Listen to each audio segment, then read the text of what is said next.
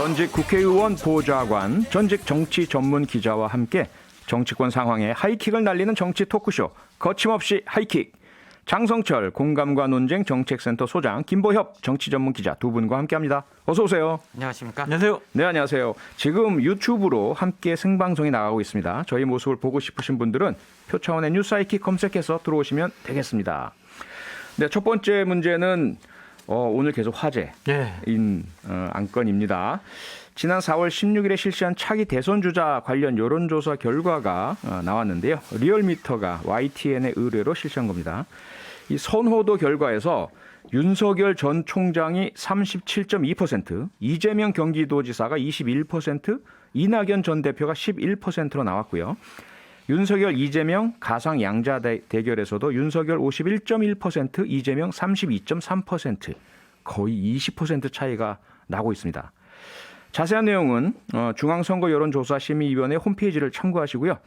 과연 두 분은 이 조사 결과를 어떻게 읽고 계시는지, 장성철 소장님 어떻게 읽고 계십니까? 어마어마한 거예요. 이거는 대단한 겁니다. 네. 그러니까 선호도에서 16%, 양자 대결에서 20%라는 얘기는요. 이거는 지금 상태로 보면 그냥 선거를 해볼 필요 없을 정도로 차기 대통령이다라고 볼 건데 네. 저는 여긴 착시 현상이다라고 말씀드리고요. 착시 현상? 네, 이거는 뭐 오래가지 못할 거다라는 생각이 들어요. 왜냐하면은 네. 양자 대결에서 광주 전라도 지역 분들의 여론을 봤어요. 그랬더니 윤석열 총장이 41.4, 이재명 지사가 40.8 이렇게 나왔거든요. 예. 윤석열 총장이 아무리 호남에서 인기가 있더라도 거기서 40%가 넘는다? 그것도 다른 민주당 후보를 앞선다? 네. 이건 말이 안 되죠. 기본적으로 대선 민주당 후보는 그쪽에서 한 90% 가까이 나오는데 예. 이것은 현재 기대감, 그것이 반영된 착시 현상이다라고 말씀드립니다. 기대감이 반영된 착시 현상이다. 김보희 기자 어떻게 보세요? 저는 먼지와 안개가 가라앉아야 된다고 봅니다. 유사하네요. 예. 보시는 게. 이 착시랑은 좀 다른 게. 좀 다릅니까? 예. 예. 먼지는 그 4.7 재보궐 선거의 여파가 있었잖아요. 그리고 왜 먼지라고 그러세요? 아니 그러니까 큰 사건이 있어서 그 후에 나타난 후유증 뭐 이런 거. 이후에 후유증들이 이어지고 네. 있어서 그게 좀 가라앉아 봐야 정확하게 볼 수 있다는 거고 아하. 또 하나 안개는 윤석열 전 총장이 이런저런 공부하고 사람들 만나고 있다지만 아직 정치를 시작했을 뿐이지 대선 출마 의지를 밝히거나 그러지 않았잖아요. 안개 속에 있는 거죠. 그래서 나중에 그런 얘기를 할 기회가 있겠죠. 출마를 한다면. 아하. 나는 왜 대통령이 되고자 하는지, 누구랑 어떤 정치를 할 것인지 이런 걸 설명을 하고 설득을 해야 되는 거죠. 네. 그때 이제 안개가 좀 가라앉고 제대로 보일 거다 이렇게 봅니다. 네. 자, 그런데요. 이 같은 조사에서 또 주목할 만한 부분이 비호감도입니다. 네. 윤석열 전 총장에 대한 비호감도 역시 같은 조사는 아니고요. 네. 그 유사한 시기에 일주일 전에. 네, 일주일 전 조사죠. 네. 일주일 전 조사인데 비호감도 역시 윤석열 총장이 1위라는 이런 결과가 있어요. 이건 또 어떻게 봐야 되죠? 그러니까 지금 야권 후보가 윤석열 총장이 월등하게 앞서 나가고 있잖아요. 예. 그렇기 때문에 민주당이나 여권을 지지하는 분들이 윤석열 싫어, 미워. 아하. 이러한 의견이 반영된 것이 아닌가라는 생각이 듭니다. 그러니까 1등 후보가 호감도 비호감도 다 높을 수 있어요. 네. 산이 높으면 골도 깊은 거죠. 네. 정확한 표현 예. 또 저렇게 잘하시네. 알겠습니다. 어쨌든 뭐 착시 현상일지 안개와 먼지로 뒤덮인 것인지 모르겠지만 시간이 좀 지나고 구체화되고 정책이든 이 뚜렷한 구체적 윤곽이 나서야 그럼요. 그래야 이제 제대로 된 평가가 나온다 이 말씀이잖아요. 맞습니다. 네, 일부에서는 이런 얘기도 합니다. 이재명 지사 지지층하고 윤석열 전 총장 지지층이 상당 부분 겹친다. 이런 분석에는 동의하십니까? 동의 안 해요. 동의 안 하십니까? 왜냐하면 제가 자세히 살펴봤는데 중도층에서도 윤석열 총장 52.4, 이재명 지사는 32.8 이랬거든요. 네. 그 지지층이 겹친다라는 것은 좀 아무리 좀 데이터를 봐도 잘 모르겠던데요. 아마 이 얘기 같아요. 둘 다 좀 화끈하게 네. 뭔가 정리하고 깨끗하게 네. 좀 뭐 청소하고 이러한 이미지를 바라는 분들이 겹치지 않나 이런 얘기 아닐까 싶습니다. 예, 중도층 무당층에서 인기가 좀 높은 걸로 나오는데 네. 그 이런 점도 있을 겁니다. 이재명 지사는 그 여당 내 야당 포지션이 좀 있잖아요. 예. 민주당 소속 경기도지사지만 정부 쪽과 좀 다르게 재난지원금 문제나 기본소득이나 좀 다른 견해들을 보이면서 차별성을 보이고 있기 때문에 네. 아마 그런 점도 반영돼 있지 않나 싶습니다. 아하. 또 하나의 의문은요. 과연 이대로 쭉 이재명, 윤석열 양강 구도로 엎치락뒤치락 갈 것이냐 아니면 제3의 뭔가 3강 구도를 형성할 만한 인물이 나타날 것이냐. 이거 어떻게 보세요? 이 부분은요. 제3의 후보가 등장한다. 어떤 국민적인 의미 있는 지지도와 경쟁력을 갖출 것이다라는 것은 특정한 세력, 특정한 계파의 바람이 아닐까라는 생각이 듭니다. 네. 대선 1년도 안 남았습니다. 그 특정한이라면 친문 세력. 그래서 대선 예. 1년밖에 안 남았고 네. 지금 다른 외곽의 국민적인 인지도와 지지도 또한 신망이 높은 네. 그러한 인물이 없어요. 그래서 저는 내년 대선 때까지 이 두 분 양강 체제로 갈 것이다라고 전망해 봅니다. 동의하십니까, 김보혁 기자? 저는 재보선 이후에 그런 결심을 했습니다. 전망 앞에 겸손해야 된다. 아니, 누구는 기억 앞에 겸손한데 전망 앞에 겸손하시겠다고요? 제 전망이 워낙에 틀려서 네. 앞으로 전망 앞에 겸손해야 되겠다 이런 다짐을 하고요. 예. 사실 시간이 많이 남지 않았어요. 그건 맞습니다. 그렇죠.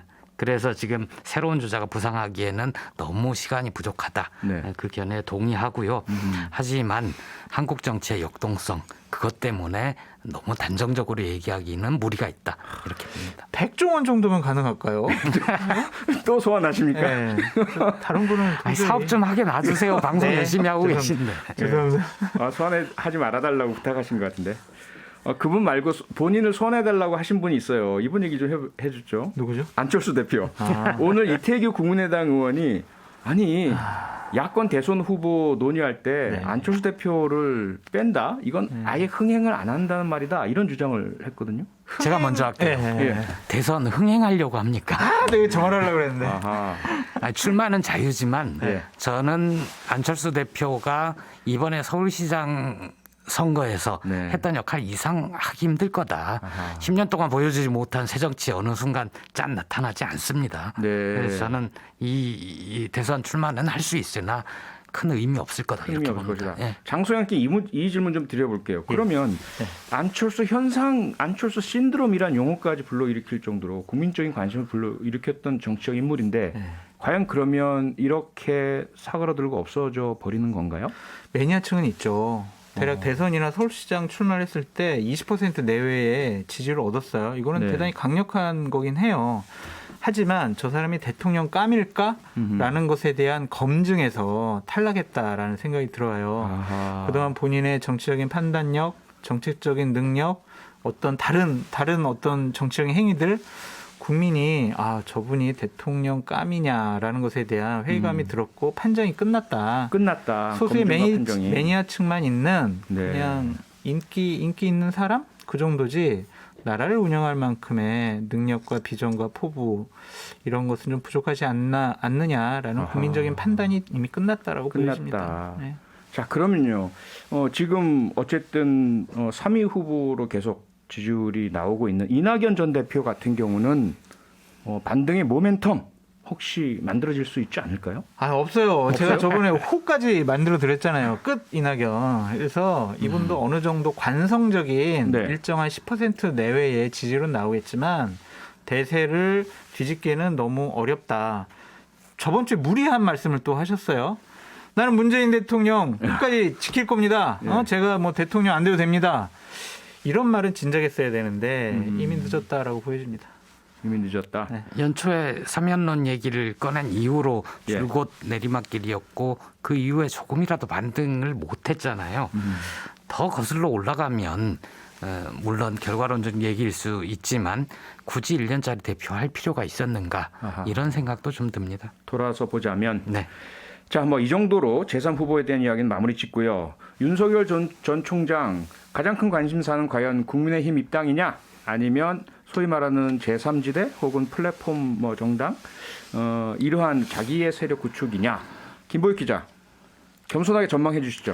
저는 대선 출마 자체를 확신을 못 하겠습니다. 아, 그래요? 네. 왜냐하면 전례가 있습니다. 반기문 전 유엔 총장 경우에도 지금 윤석열 전 총장 못지않은 지지율, 네. 선호도 이런 걸 보인 적이 있고 실제 캠프 비슷한 조직이 만들어지고 그랬었죠. 예. 지금의 국민의당 충청권 의원들 중심으로 우리가 먼저 선도 탈당을 해서 바깥에서 세력을 만든 뒤에 단일화 이렇게 해야 된다라는 얘기까지도 있다가 자빠졌거든요. 네. 윤석열 총장도 여러 가지 생각을 할 겁니다. 네. 여러 가지를 어느 조직에서 그 사례도 어떤 자금으로. 반출하겠죠. 아, 그럼요. 분석해보고. 네. 그리고 지금 윤 총장 주변에 있는 분들이 공교롭게도 반기문 전 총장 때 움직였던 분들하고 상당 부분 겹칩니다. 아, 그런가요? 예. 다른 정보 있으신 거예요? 얘기 좀 해주세요. 궁금해서. 나중에. 네. 자, 장순철 소장은 저는 기본적으로 정치할 것이다. 대권 후보 예. 출마할 것이다라는 생각이 들고요. 이미 일단은- 시동이 걸렸고 준비 네, 들어갔고 실행에 들어갔다. 그럼요. 네. 그다음에 제3지대 만들 겁니다. 네. 만드는데 9월 달 전후로 해서 예. 국민의힘에 입당을 하지 않을까라는 생각이 들어요. 왜 9월이냐면 예. 12월 9일이 국민의힘 대선 후보 선출일이거든요. 네. 그럼 대략 2달 전부터 대선 후보 경선을 해요. 음흠. 경선이 되기 때문에 예. 그 전에 결심을 해야 된다. 그래서 아. 9월 전후로 입당할 것 같다라는 생각이 듭니다. 그건 결국은 대선 출마에 필요한 뭐 200억 원인가요? 그 정도의 어떤 자금을 개인이 마련하기는 어렵다. 이것이 가장 큰 원인인가요? 근데 국민의힘에 있는 주요한 분들이 네. 돈 때문에 입당할 거야라는 수준 낮은 얘기를 하는 것 자체가 네. 그분들 수준이 낮다라고 보여집니다. 사실 그렇다 하더라도 그럼요. 예. 대선 후보가 된다는 거는 나라를 어떻게 경영할 것이냐, 자신의 비전과 가치를 국민에게 내보이고 네. 그것에 동조하는 세력과 함께하는 건데 돈 때문에 했다? 자기는 그럼 돈 때문에 국민의힘에 있습니까? 정말 저급한 표현은 네. 서로를 갉아먹는 것이다라고 아하. 말씀드려요. 변변한 대선 주자 없는 백석보다 음흠. 튼튼한 대선 주자 있는 한 10석이 훨 낫죠. 그럼요. 대선 때는. 네. 맞아요. 이와 관련해서 지난 금요일에요. 김종인 전 위원장이 금태섭 전 의원을 만났습니다. 그런데 사실 많은 분들의 예상과는 달리 신당 창당에 대해서는 손을 확 그었습니다. 그러면서 아마도 그러면 윤석열 전 총장의 행보는 이분들과 합쳐서 신당 만드는 것은 아니지 않느냐라는 얘기가 나오고 근데 있는데 이런 것 같아요. 어떻게 보세요? 금태섭 의원은 신당을 만들 겁니다. 본인의 네. 의지가 강합니다. 예. 그럼 김종인 전 비대위원장은 거기에 참여할 생각은 없어요. 예. 그냥 본인이 외곽에서 윤석열 총장을 대선 후보로 만드는데 노력을 할 것이고 예. 국민의힘을 흡수 통합하는 형식의 그러한 모습을 취할 거지 뭐 제3당 만들 필요는 없을 것 같다는 생각이 들어요. 네. 김볼 기자 혹시 보태실 말씀 있으세요? 아니요, 따로 없습니다. 알겠습니다. 그런데 이제 네. 노회한 김종인 전 위원장의 발언은 액면 그대로 꼭 들을 필요는 없다. 이 정도만 보태겠습니다. 네, 노회환 분의 뭔가 숨겨진 의제가 있을 것이다라는 말씀인데요. 자, 그럼 다음 주제로 넘어가 보죠. 고위공직자 범죄수사처 공수처 출범을 했는데 아직까지 검사 13명만 임명이 됐습니다. 네. 정원을 다 못 채운 반쪽짜리 이런 비판이 나오고 있고요. 그중에서도 수사 경험이 있는 검찰 출신은 4명밖에 없다. 네. 그래서 과연 제대로 공수처 역할을 하겠느냐 이런 우려와 좀 걱정 제기되고 있던데요. 여기 대해서 김보익 기자 어떻게 생각하세요? 공수처 출범 늦어지고 구성 지장 생긴 데 대해서 국민의힘은 좀 책임을 느껴야 된다고 생각합니다. 네? 법 통과할 때부터 인사위원 추천할 때, 공수처장 추천할 때 매번 발목 잡고 좀 늦어졌거든요. 저는 그 검찰 출신 4명밖에 없어서 수사 잘 못할 것이다. 이런 우려도 네. 좀 너무 빠르다. 그런 생각이 드는데요. 검찰이 수사 잘 하겠죠. 수사 노하우 있는데 그런 것도 있습니다. 검찰이 무리한 수사를 한 적도 있고 수사를 해야 할 것을 하지 않은 적도 있지 않습니까? 네. 공수처가 생기게 된 배경에는 그런 점도 있습니다. 적어도 공수처 검사들은 그런 식의 수사는 하지 않을 거라는 믿음이 있습니다. 네. 저는 이미 글렀다라는 표현을 쓰고 싶어요. 이미 기본적으로 유능한 검사들을 채용했어야 하는데 별로 그렇게 썩 에이스 유능한 분들이 없는 것 같다라는 것이 문제고 네. 인원도 채우지 못했습니다. 가장 큰 문제는 그거죠. 두 번째로는 정치적인 중립성과 독립성을 스스로 많이 훼손했다라는 생각이 듭니다. 이성윤 서울중앙지검장을 아주 황제 면접 조사라고 해야 되나요? 면접을 봤어요. 면접 소환 예. 네, 그냥 어떤 피의자로서 조사를 한 게 아니라 네. 저 면담 좀 할게요 하니까 면담을 했단 말입니다. 그것도 본인의 그 공수처장에 비서관을 보내서 본인의 차로 모셔왔단 말이에요. 네. 앞으로 그럼 공수처 수사 대상자들은 이런 식으로 조사하고 수사할 겁니까? 이런 식의 대우를 해줄 겁니까? 이것은 정당성과 독립성을 심각하게 훼손하는 문제라고 보여지고 네. 또한 공수처장의 비서관을 채용하는 데 있어서 여러 가지 말들이 나오잖아요. 특혜 채용이 아니냐라는 얘기 나오는 것 자체가 자신들이 좀 더 엄격하게 했어야 하는데 이것은 스스로의 정당성을 훼손한 일이다라고 네. 생각이 듭니다.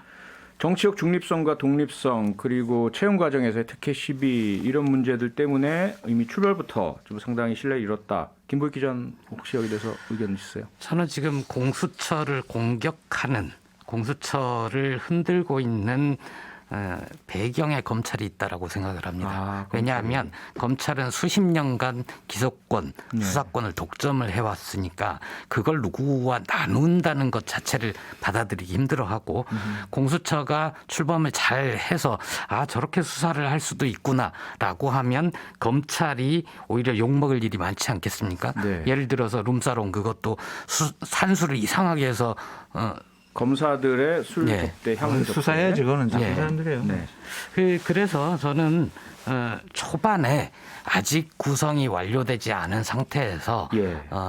뭐 논란이 있을 수 있고 아하. 실수를 할 수도 있고 하지만 모든 조직이 사실 허니문 같은 게 있지 않습니까? 어느 네. 정도 초반에는.